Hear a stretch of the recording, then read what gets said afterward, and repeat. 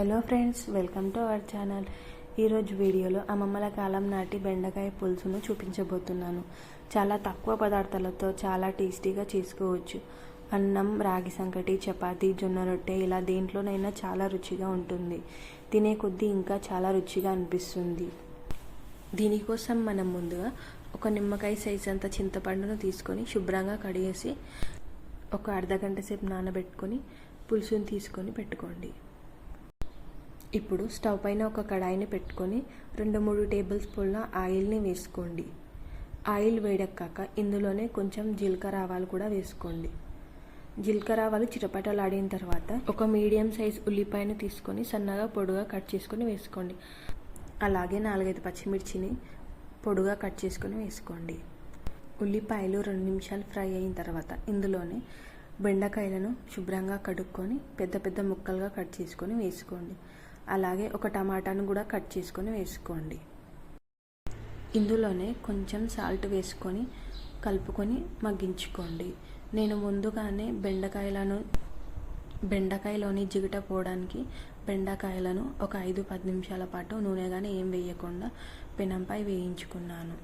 బెండకాయలను ఒక 10 నిమిషాల పాటు మూత పెట్టి మగ్గించుకున్న తర్వాత ఇందులోనే కొంచెం పసుపు, కొంచెం అల్లం వెల్లిగడ్డ వేసుకొని కలుపుకోవాలి. అల్లం వెల్లుల్లి పేస్ట్ పచ్చివాసన పోయిన తర్వాత ఇందులోనే ఇందాక మనం తీసి పెట్టుకున్న చింతపండు పులుసుని వేసుకోవాలి. చింతపండు పులుసు వేసుకున్న తర్వాత ఇందులోనే తగినన్ని వాటర్ పోసుకోవాలి. తగినన్ని వాటర్ పోసుకున్న తర్వాత కలుపుకొని చింతపండు పులుసుని బాగా మరిగించుకోవాలి. ఇది మరిగేలోపు ఒక బౌల్ తీసుకొని అందులోనే 4 టేబుల్ స్పూన్ల దాకా శనగపిండిని తీసుకొని వాటర్ వేసుకొని ఉండలు లేకుండా బాగా కలుపుకోవాలి. ఇందులోనే ఇంకొంచెం వాటర్ని వేసుకొని కలిపి పెట్టుకొని పక్కన పెట్టుకోవాలి.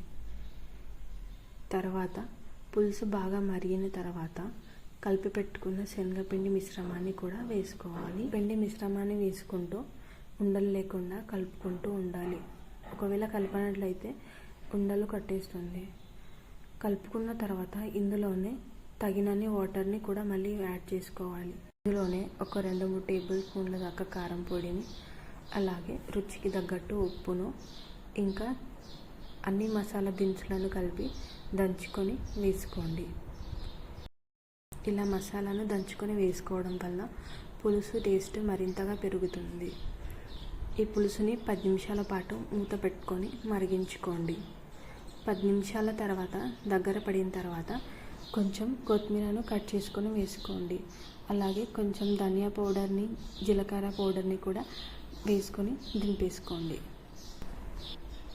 అంతేనండి, చాలా సులభంగా అమ్మమ్మల కాలం నాటి బెండకాయ పులుసును టేస్టీగా తయారు చేసుకోవచ్చు. మీరు కూడా ఈ బెండకాయ పులుసుని చేసుకొని ట్రై చేసి ఎలా వచ్చిందో కామెంట్ చేయండి. ఈ వీడియో నచ్చినట్టయితే లైక్ చేయండి, షేర్ చేయండి. మరిన్ని వీడియోస్ కోసం ఛానల్ని సబ్స్క్రైబ్ చేసుకోండి.